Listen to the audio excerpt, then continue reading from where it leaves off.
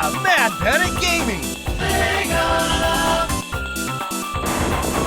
1995 was a bit of a turbulent year for Sega, as it saw the tail end of the Genesis and Mega Drive lifespans, with their focus shifting to the future of 32-bit gaming and the Sega Saturn. But nevertheless, in this year, the Genesis received over 100 new titles, some of which were all-time classics and often find their way into many people's top 10 lists for games on the console, including mine. And let's not forget the radical concept that was the Sega Channel, which had some exclusives of its own. It was a year without many of the big names at Sega. No Shinobi, no Streets of Rage, no Toe Jam and Earl, and no new Sonic games. But despite that fact, I still say this was one of the Genesis and Mega Drive's best years. So let's take a look at what I think were the absolute best games to grace the Sega Genesis in the fabled year of 1995. I just hope your faces can handle it. Sponsored in part by Sega, makers of Genesis, color portable game gear, and Sega CD, and the fastest, coolest video games ever.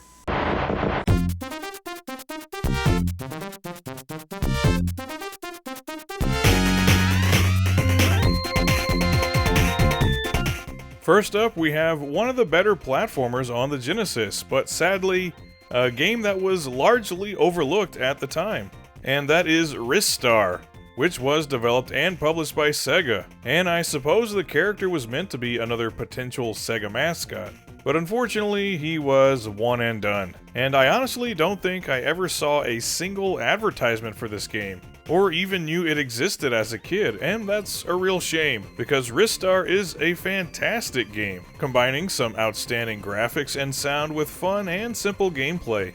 As the titular character Ristar, who is in fact a shooting star that has come to help the inhabitants of a distant galaxy battle back the forces of the evil space pirate Kaiser Greedy. You make your way through a variety of environments using his extra stretchy arms to grasp onto various surfaces, or grab hold of enemies and take them out with a sick headbutt. Aside from that, you'll also occasionally come across these things called star rods that allow you to swing at high speed and launch Ristar through the air, bouncing off of surfaces and taking out any enemies he collides with until he loses momentum. And some of these star rods will actually teleport you to bonus stages, where you can earn extra lives and continues. And each area, as you might expect, is topped off with a boss battle. I wasn't sure at first how I felt about Ristar, as I was expecting a much faster playing game. While with the exception of the star rods, Ristar actually moves pretty slowly, and the platforming has more to do with clinging to and bouncing off of surfaces than it does with straight running and jumping. But once I got used to that, I started having a lot of fun with this game, even though it is admittedly pretty easy and also a bit short, only taking about an hour and a half or so to finish. But it's nice while it lasts, and the great visuals and sound design go a long way to making it more enjoyable. This honestly looks like it could have been a 32X game. It's very vibrant, and there's a lot of detail in each and every stage. And Ristar himself is a great looking character. And the soundtrack is again fantastic, keeping in the vein of the Sonic series, and in particular I get a real Knuckles Chaotix vibe from it, which is great because that's always been a favorite of mine. Anyway, if the candle that burns twice as bright burns half as long, then that certainly applies to Ristar, because even though this is his only starring role, he certainly made a great impression, and this is definitely one of the best Genesis games to see the light of day in 1995.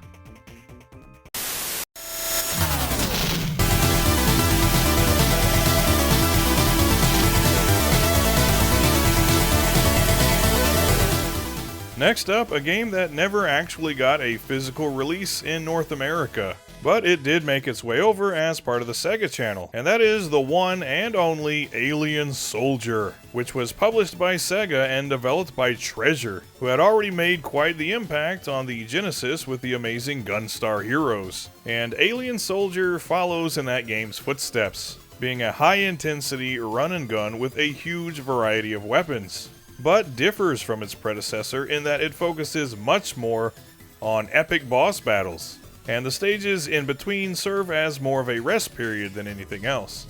even though they are populated with plenty of enemies for you to blast into bits.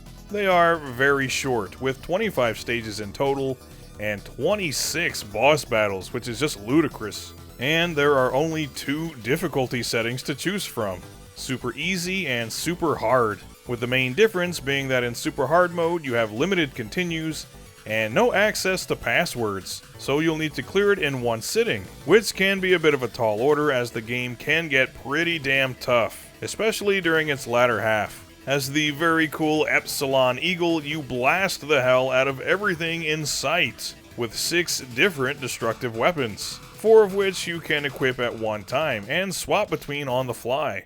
And you either fire straight ahead while running or lock yourself in place and fire in multiple directions. Epsilon also has a very useful double jump and a very nifty dash ability that's great for getting you out of harm's way, and when you're at max health, it doubles as a very powerful Phoenix attack. This is a tough game for sure, but it's very fun and has a great sense of speed and explosiveness. And each boss is a bit of a puzzle all its own, as each one requires a different strategy or set of weapons to defeat. Treasure did always try to make the gameplay in their games stand out from the crowd, and though I'm not a huge fan of everything they did, you'll never hear me complain about one of their run-and guns. And it must be said that this is a damn good-looking game. Some of the best graphics on the console, in fact, with huge detailed character sprites and some very elaborate stage backgrounds, and some top-notch sound design to go along with it. Alien Soldier, if you've never played it, you're really missing out, because this game is beyond awesome. Enter the future. Vectorman, the most revolutionary game ever for Sega Genesis.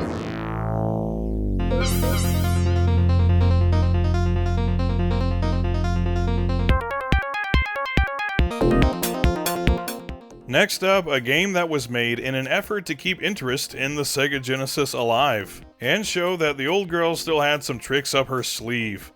And that is Vectorman, a game that, unlike Ristar, I can vividly remember seeing commercials for, showing off the very cool looking graphics and pushing the titular robotic hero as the next big character in gaming. It's set in a dystopian future where humanity has ravaged the Earth with pollution, and thus has had to flee the planet, putting an army of subservient robots in charge of cleaning things up in preparation for their return. But one robot in particular, named Warhead, has taken over the entire planet, and intends to destroy all of humanity at his earliest opportunity.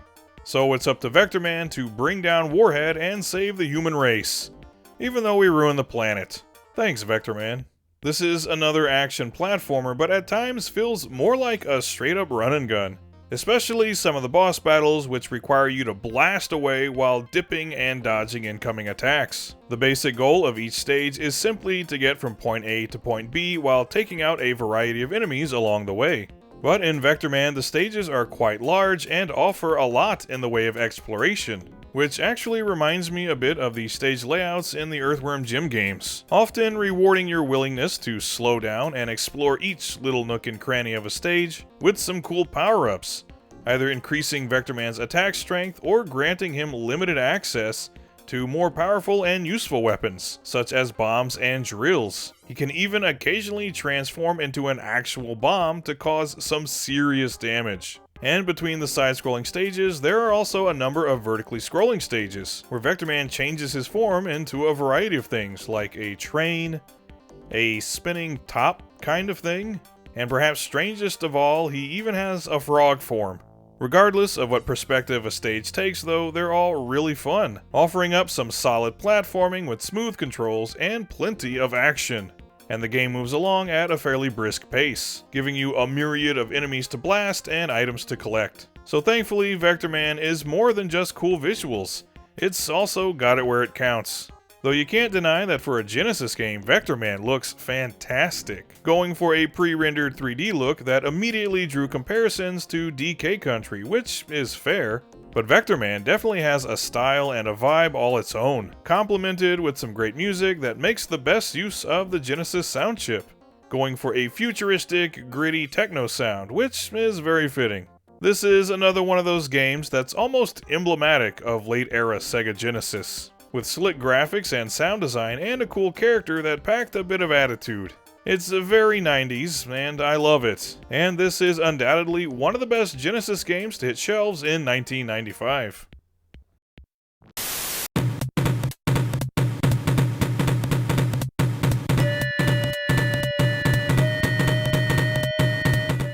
Next up, we have one of my personal all-time favorite Disney games, and one that I feel is criminally underappreciated, and that is Donald Duck in Maui Mallard, which again is kind of cheating, as just like Alien Soldier, this game was a Sega Channel exclusive in North America, apparently because Disney Interactive didn't have a North American publishing partner at the time. But it did get physical releases in Europe and Brazil, and was eventually ported to the SNES in 1996, under the title Maui Mallard in Cold Shadow, with both characters being alter egos of Donald Duck.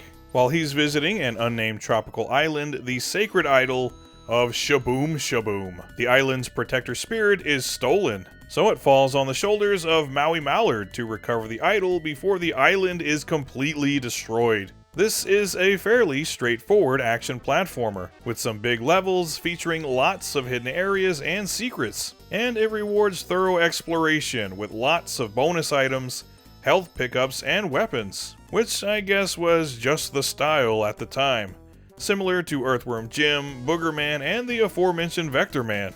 And when playing as Maui Mallard, you have a pop gun that fires a variety of different ammunition, including fire and electricity, and different types of ammo can be combined to create even more powerful shots. And for the most part, I definitely prefer to play as Maui. But after the second stage, you also gain the ability to play as Cold Shadow, another alter ego of Donald who is in fact a ninja master, able to fight off enemies with a bow staff and perform various platforming feats that are impossible for Maui, such as swinging from fixtures or propping his staff between two walls to hoist himself up. So the platforming is generally easier when playing as Cold Shadow. But Maui's long-range weapon really comes in handy, especially against bosses, as some of the ammo combinations are kind of OP.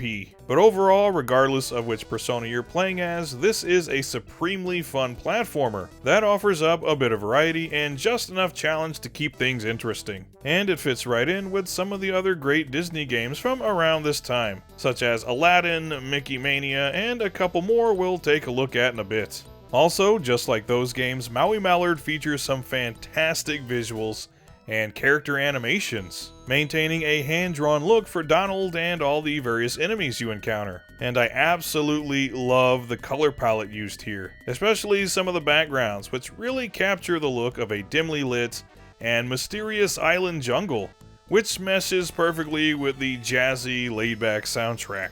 This is another one that if you've never played it before, you're really doing yourself a disservice, because Maui Mallard is indeed awesome.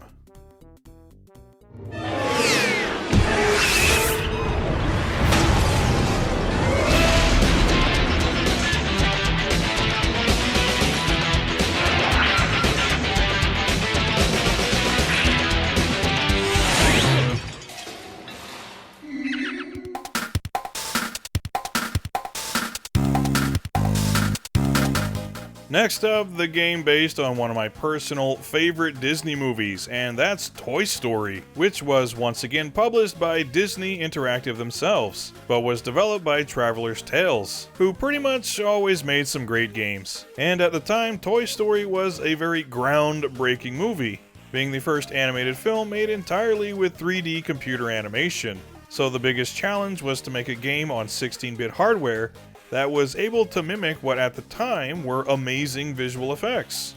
And yeah, the Genesis handled that pretty well, giving us another game in the same vein as DK Country and Vectorman, that features 3D rendered graphics and it looks pretty damn good, giving us accurate representations of all the characters and depicting the various locations from the movie pretty well too, as the plot of the game follows the plot of the movie, which provides for a variety of different gameplay styles.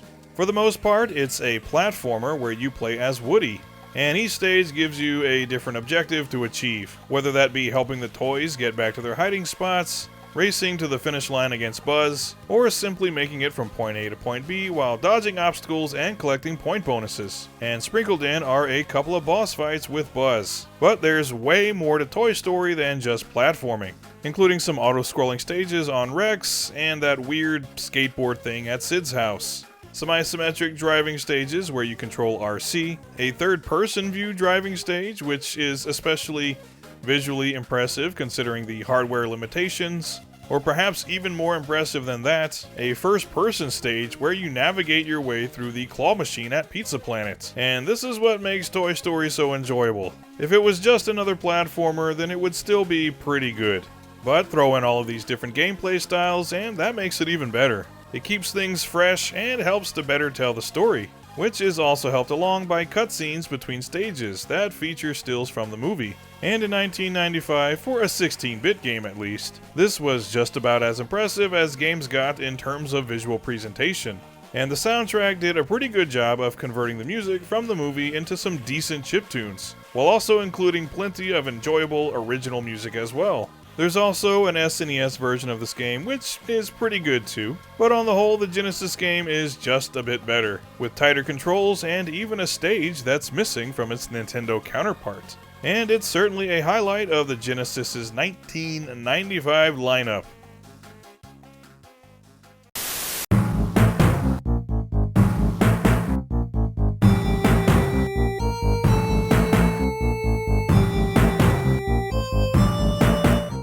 Next up, the last of the Disney entries in this video, and perhaps a bit of a contentious pick, but I for one really enjoy Gargoyles, which was again developed by Disney Interactive themselves. And there was an SNES port also in development, but it was cancelled for reasons unknown to me. But I've come to find out that this game definitely has its critics, mostly over how difficult it can be, which is a fair point. But this is another one of those games that rewards players that can slow down a bit and take the time to explore each stage, as there are tons of hidden health items, extra lives, and power-ups that increase your attack strength and defense, making this a much easier game to get through while still not making it too easy. You play as Goliath, the leader of the titular Gargoyles, in what is essentially an action platformer that has a heavy emphasis on combat, allowing you to slash, throw, and perform diving attacks on enemies. And when you're not doing that, you'll be using Goliath's other abilities to get from point A to point B, most importantly being his double jump ability, which you'll be using almost constantly, and the ability to scale walls, which is obviously also very useful. The game loosely follows the plot of the first season of the animated series, though there are some glaring omissions. Starting you off in the ancient castle Wyvern, fending off Vikings in pursuit of the Eye of Odin, a powerful magic talisman that grants godly powers to the possessor. And after that, you transition to the skyscrapers of modern-day Manhattan, fighting back a legion of robots, which you might assume were sent after you by series antagonist Michael Xanatos. But they are actually in service to Demona, the only other gargoyle to appear in the game, meaning we never get to see or play as any of Goliath's companions, which is kind of a bummer. But it's a more streamlined story, I guess, and the cutscenes between the stages move the plot along nicely. Overall, this is a very fun and somewhat challenging platformer, with big explorable stages and some pretty cool boss battles as well. And the graphics are fantastic. Another good-looking late-era Genesis game with some great art direction that really showed off what the console could do. The weakest point is probably the sound design. The music is really subdued and kind of forgettable, but aside from that, Gargoyles is an A+ game, and another highlight of 1995. In Sega's Adventures of Batman and Robin video game, vile villains are bent on trashing Gotham City. Fight through incredible 3D animation as Batman or Robin, or team up against the Joker and other vermin. The Adventures of Batman and Robin.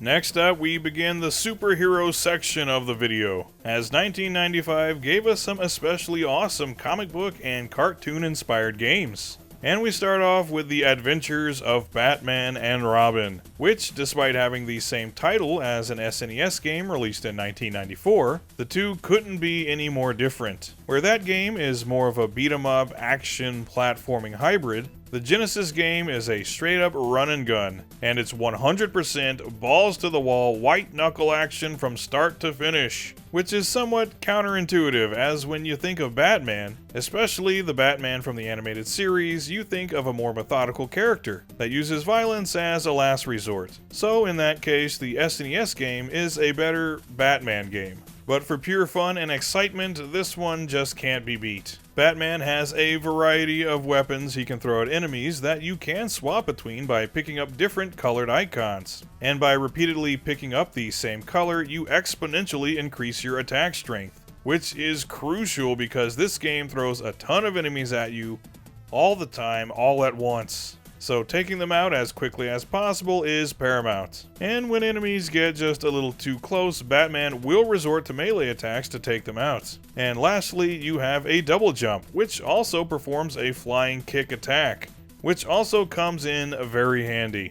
And a big highlight of this game are the boss battles against a big bunch of villains from Batman's Rogues Gallery, including the Joker, the Mad Hatter, and a final confrontation with Mr. Freeze. This game is very well known for its difficulty, and I can't deny that it is indeed a very tough game. But it's kind of like a Contra game in that way, that after a while you figure out the best weapons and strategies for each area and boss. And over time, something that once seemed impossible is well within your grasp. And as the name implies, you can also have a second player jump in to have Batman and Robin tag team this game, which honestly doesn't make things much easier, but it is a lot of fun. This is also a game that was a great showcase of the graphical capabilities of the Genesis in its twilight years, showing off some impressive sprite scaling and rotation, line scrolling, transparencies, and some quasi 3D effects as well, all while maintaining the basic look of the animated series, making this a truly impressive game visually. And I've always loved the high-intensity soundtrack, which makes this game feel more like a techno dance party than a Batman game, but screw it, it's still some awesome music, and this is an awesome game. The Adventures of Batman and Robin is in fact in my top 10 Genesis games of all time, and definitely one of the best of 1995.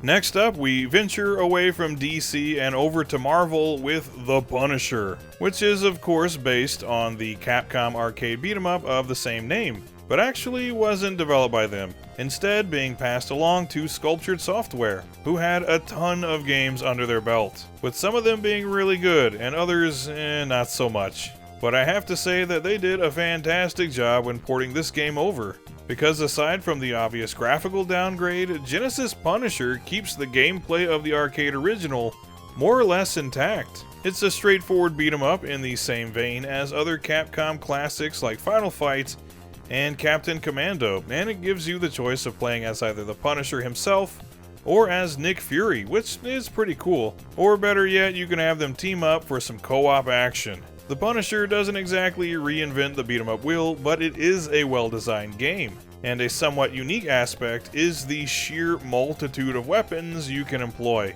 including old standbys like baseball bats and knives, of course. But with this being a Punisher game, obviously you need access to some guns, and there are plenty of those too. Whether that be the pistol on Frank's hip, which he occasionally takes out to blast a big bunch of bad guys, or the Uzis, assault rifles, and even flamethrowers that you'll sometimes be able to pick up, which makes wasting criminals much easier and way more fun.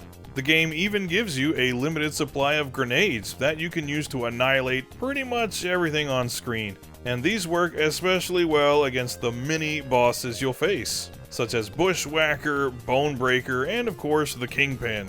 This is for sure an extremely fun and very satisfying beat-em-up, with responsive controls, a bit of variety, and a decent level of challenge. I actually think it's one of the better beat-em-ups to be released on a 16-bit console. It's not exactly Turtles in Time or Streets of Rage 2, but I'd comfortably put it in the back half of the top 10. The visuals are also pretty good, but compared to some of the games we just looked at, aren't exactly the most impressive. And the same can be said for the soundtrack, which is fine for what it is, but nothing really that memorable. But despite those shortcomings, the gameplay is what keeps me coming back for more. The Punisher is a great port of an arcade classic, and another big win for 1995.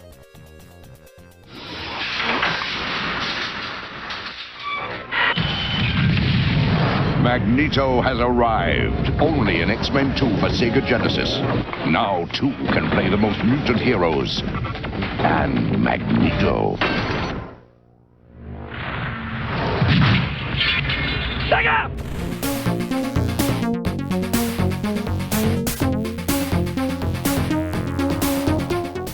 Next up, another one of my personal favorite Sega Genesis games, and that is X-Men 2 Clone Wars, which, when I first played it, I was tentatively optimistic, as I was a huge fan of the X-Men as a kid, but the first Genesis game was an absolute letdown. But on the other hand, Mutant Apocalypse had recently become one of my favorite SNES games, so there was definitely hope for this one. And oh boy, did I enjoy it as a kid, and still do to this day. As soon as you turn on your console, you're assigned a random character and dropped into the action, not seeing the title card until you've already kicked some serious ninja ass. And it only gets better from there, giving you a big bunch of characters to choose from that all have their unique abilities intact, including my two personal favorites, Wolverine and Gambit. And the plot is taken directly from the comics, featuring the hive mind known as the Phalanx trying to assimilate all of the Earth's inhabitants into itself, which even prompts Magneto to temporarily join forces with the X-Men,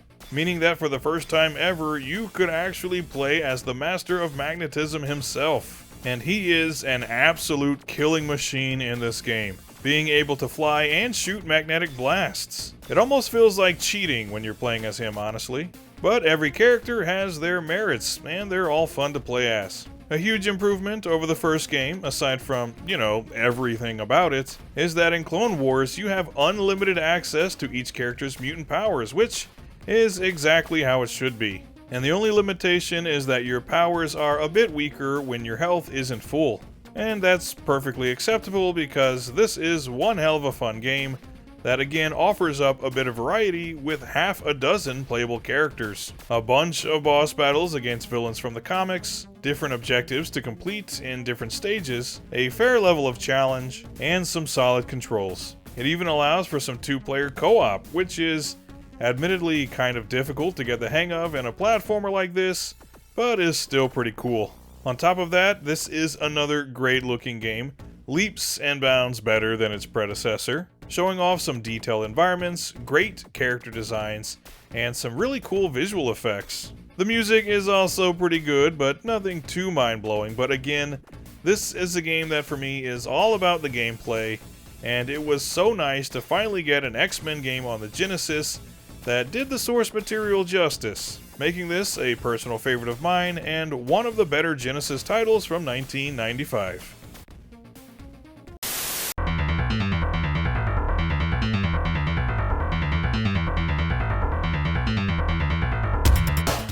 Next up, we have the sequel to what I think is one of the best 16-bit games ever made, and that's Earthworm Jim 2.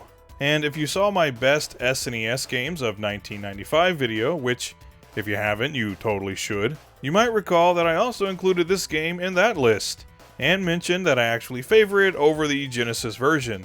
And yeah, that's true. I think the SNES version has slightly better visuals, sound, and gameplay. In particular, being able to cycle through your weapons is very nice, since that's something you can't do in the Genesis version. But despite whatever flaws it might have, I still really enjoy this game. And despite what console it's on, it's one of the best games of 1995, period. There's such a variety of levels here, with this once again, for the most part, being an action platformer that gives you some big levels to explore to find weapons, health power-ups, and plenty of other bonus items, and even a few bonus stages. But in addition to that, there are a ton of stages that are admittedly kind of weird, as is the nature of EWJ, but are still really fun. Jim turning into a blind cave salamander and navigating through a dark void filled with pinball bumpers only to then answer a bunch of trivia questions, followed by catching Peter Puppy's puppies with a giant marshmallow as Psychro flings them through the air. Then riding on Jim's trademark pocket rocket while pushing along a giant keg of dynamite. And who could ever forget inflating Jim's head like a balloon and dodging the attacks of the dastardly Evil the Cat. All very fun stuff. And Jim even gets some cool new weapons and abilities as well, including being able to use Snot as both a grappling hook and a parachute when need be. And I know these are things that some people don't really like about this game, that it deviates so much from the straightforward platforming of the original. But that's why I personally really like it. Instead of just giving us more of the same, the guys at Shiny took some risks and gave us something creative and unique instead. And I have to say, regardless of the console, this is one of the best looking 16-bit games, with some very elaborate and detailed environments and amazing character animations, essentially giving us a 16-bit cartoon. And the soundtrack is fantastic too. Again, I think it sounds better on the SNES, and it sounds much better on the PlayStation and Sega Saturn, but even the worst version of this soundtrack still sounds pretty damn good to me.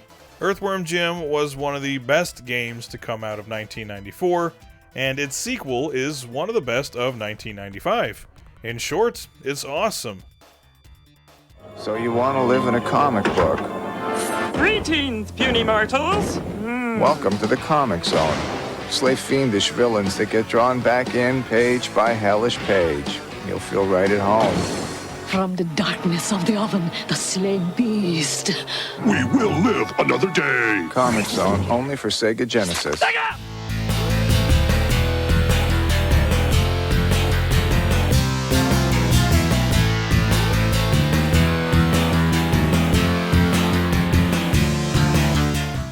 Last but certainly not least, we have one of the most 90s and most Genesis games to ever grace the console, and that is the one and only Comix Zone, which I was immediately intrigued by as soon as I saw the advertising, as it just looks so damn cool. The concept of a video game taking place inside of a comic book, two of my favorite things in the world coming together into one.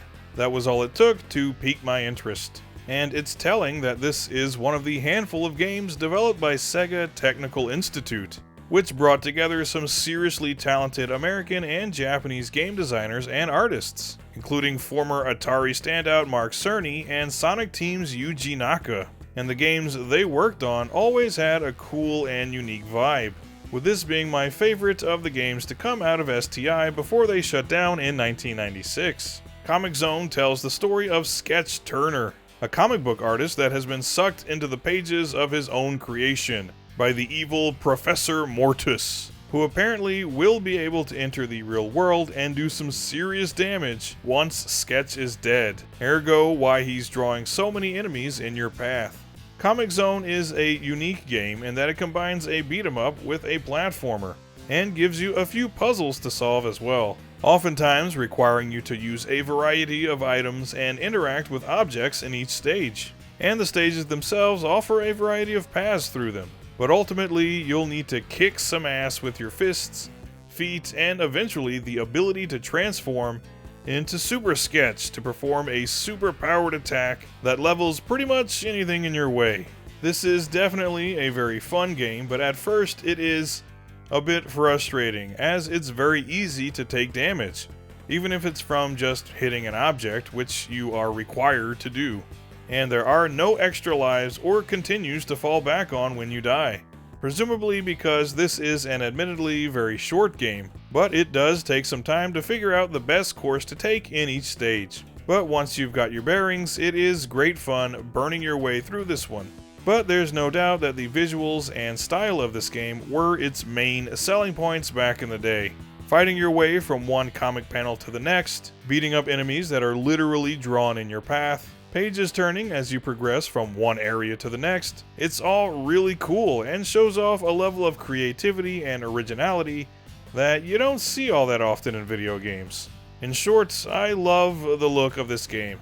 It's another one of those Genesis showcase kind of games. And the sound design is great too, giving you a gritty rock and roll soundtrack to enjoy while you bash enemies to bits. Anyway, Comix Zone has its flaws, but they're nothing when compared to just how awesome it is. It's another one of my personal favorite Genesis games ever, and definitely one of the best to hit the console in the glorious year that was 1995. So there you go, everybody. Those are what I think were the best games to grace the Sega Genesis in 1995. I hope you enjoyed the video. Do drop a like if you did. And if you haven't already, consider subscribing to the channel. Maybe check out some of the other videos I got here. They're pretty cool too. And let me know down in the comments, what are your favorite games from this year? Sega Genesis, SNES, or otherwise. I'd certainly like to know. 95 was a great year for gaming. As I've come to remind myself, whether that be 16-bit arcades or the burgeoning 32-bit market. There was just a lot of great stuff. So again, thanks for watching, everybody. Really appreciate it. And until next time, take care and stay awesome. Goodbye.